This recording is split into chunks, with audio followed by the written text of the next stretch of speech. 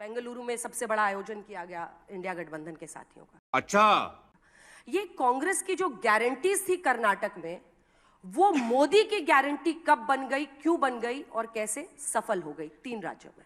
Please ये अच्छा नहीं, ये अच्छा नहीं। पहले तो अंजना जी आपका बहुत शुक्रिया और आज तक की पूरी टीम को कि आप लोग ये अच्छा प्रोग्राम कराते हैं। और मैं स्वागत करता हूं हमारे पार्टी के दोनों वरिष्ठ नेता का और सभी आपके दर्शकों का। क्या बात है? आपके प्रश्न का जवाब मैं दूंगा। सबसे पहली बात तो ये कि आप बार बार ये कह रहे हैं कि हमने कांग्रेस पार्टी के 3 नेताओं को बुलाया है, तो अब 3 बुलाएं, 6 बुलाएं, 60 बुलाएं, लेकिन अगर हम एक पार्टी के नेता हैं तो हम सबसे एक ही सवाल पूछा जाएगा। ये बड़ी अच्छी बात कही आप। ऐसा तो होगा नहीं कि पवन जी से अलग सवाल पूछा जाएगा, हमसे अलग सवाल पूछा जाएगा, और हमारा जवाब भी एक ही होगा अगर हम एक पार्टी के हैं तो। और दूसरी बात, आपने कहा कि मीडिया पे दोष मत मढ़िए, बिल्कुल ठीक बात है। बस हवा निकल गई।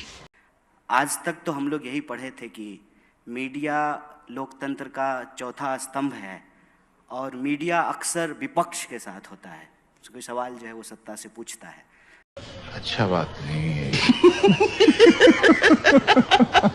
मुझे इस पे कोई गिला शिकवा नहीं है, क्योंकि आपने एक शायरी पढ़ी थी तो हम भी एक पढ़ देते हैं आपके लिए कि हमने इस दौर के अंदाज निराले देखे,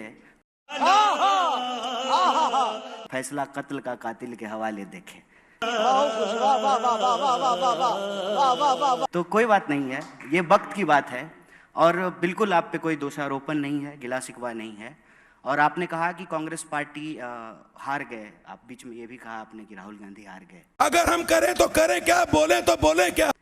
कांग्रेस पार्टी हारे, राहुल गांधी हारे, ये 2 अलग अलग चीज नहीं है, ये एक ही बात है। पार्टी की जीत में राहुल जी की जीत है और पार्टी के हार में राहुल जी की हार है। राहुल जी की जीत से जो है पार्टी की जीत जुड़ी हुई है, ये अलग अलग चीज नहीं है। ये बड़ी अच्छी बात कही आप। और इस बात में कोई दो राय नहीं है कि संख्या बल के हिसाब से हम देखें तो परिणाम जो है हमारे पक्ष में नहीं है। और आपने बिल्कुल सही आंकड़ा दिया है कि जो हिंदी पट्टी है उसके ज़्यादातर राज्यों में बीजेपी की सरकार है। बिल्कुल देखा आपने, लापरवाही का नतीजा है। ठीक बात है, फैक्ट है। सवाल ये है कि इस देश में भारतीय राष्ट्रीय कांग्रेस एक पार्टी है जो कई सालों तक सत्ता में थी, सरकार में थी। उससे पहले जो है आज़ादी के आंदोलन में हिस्सा ली, देश को आज़ादी दिलाई, और अभी विपक्ष में है। ये एक स्वाभाविक प्रक्रिया है। हे भगवान, ये क्या हो रहा है? मेहरबानी करके मुझे समझाइए, मेरी समझ में कुछ नहीं आ रहा है। जो खेलता है तो कोई हारता है, कोई जीतता है, इसमें कोई दुर्भावना वाली बात नहीं है। लेकिन मैं आपको इन सब चीज़ों के अलावे विशेष रूप से इस बात का धन्यवाद देना चाहता हूं कि आप गारंटी शब्द लेकर के आए। औकात में रहो।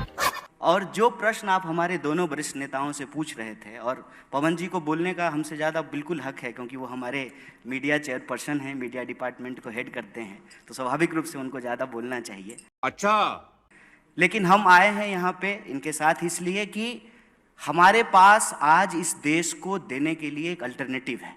क्या बात है? एक मॉडल है। और आपने चाहे मतलब ट्रोल करने के लिए ही सही या आरोप लगाने के लिए सही, आपने एक बड़ी अच्छी शब्द का इस्तेमाल किया कि कांग्रेस पार्टी की गारंटी की वजह से कर्नाटका में हमको जीत मिली। तो वो जो गारंटी थी वो मोदी जी की गारंटी कैसे बन गई? और मेरा ये मानना है कि कांग्रेस पार्टी ने इस देश में एक टेम्पलेट सेट किया है। Are you comedy me? Template ये सेट किया है कि इस देश में सरकार और जनता के बीच में एक संबंध है। संबंध ये है कि जनता सरकार को टैक्स देती है और सरकार बदले में जनता को सुरक्षा, उसके जो है रोजी रोटी, कपड़ा, मकान, इन तमाम चीज़ों को मुहैया कराती है, व्यवस्था कराती है। हम मालूम है, तेरे बाप को मत सिखा। चल। धीरे धीरे ऐसा माहौल बनने लगा था देश में कि हम लोग टैक्स तो दे रहे हैं लेकिन सरकार क्या देगी ये तय नहीं हो पा रहा था। और मुझे बड़ी इस बात की खुशी है कि जीत किसी की हुई हो, मुख्यमंत्री कोई बना हो, लेकिन एक बात हम सबको मुक्त कंठ से स्वीकार करना चाहिए कि एक बार फिर से लोक कल्याण, वेलफेयरिज्म इस देश की राजनीति के केंद्र में आया है। झूठ बोलो, बार बार झूठ बोलो। पहले क्या था ना कि दिन भर हिंदू मुसलमान की बहस में रोजी रोटी, कपड़ा, मकान कहीं छुप जा रहा था। ये बड़ी अच्छी बात कही आप। अब तो ये बहुत अच्छा हुआ ना अंजना जी कि हमने कहा कि हम 500 में सिलेंडर देंगे, मोदी जी ने कहा कि हम 450 रुपया में देंगे। तो अब विपक्ष की तरह जो है हमारे पास ये काम है कि कल को हम सिलेंडर लेकर के दिल्ली की सड़कों पे जाएं और मोदी जी से पूछें कि आप चुनाव के वक्त बोले थे कि हम 450 में सिलेंडर देंगे, तो कब दीजिएगा। चूतिया बनाया तुमको। ये है देश को आगे ले जाने वाली बात, ये है सकारात्मक राजनीति कि अगर हम इस देश में एक टेम्पलेट सेट कर रहे हैं कि हम बोल रहे हैं कि अगर इस देश में एमपी को, यहाँ हमारे मेंबर ऑफ पार्लियामेंट बैठे हुए हैं, अगर उनको पेंशन मिल सकता है तो इस देश में कांस्टेबल को कहीं नहीं क्यों नहीं मिल सकता है, टीचर को क्यों नहीं मिल सकता है, जो सरकारी नौकरियां करते हैं उनको क्यों नहीं मिल सकता। हमारे यहाँ ऐसा ही होता है। अब ये टेम्पलेट सेट हो रहा है कि हम कह रहे हैं कि अगर आप इस देश के बड़े कॉर्पोरेट का कर्जा माफ कर सकते हैं, 10,60,000 करोड़ रुपया आपने माफ किया है, और आपने किसान निधि के तहत 2,60,000 रुपया किसानों को दिया है, तो ये बेईमानी क्यों? देश के मुट्ठी भर जो है उद्योगपतियों को, व्यापारियों को आप 10,60,000 करोड़ रुपया दे रहे हैं और देश के किसानों को मात्र 2,60,000 करोड़। ये फंस गया सीएम। तो मेरा मानना है कि जीत किसी की भी हो, अल्टीमेटली इस चुनाव में और इस चुनाव के बहस में एक एजेंडे की जीत हुई है। और ये वो एजेंडा किसका है?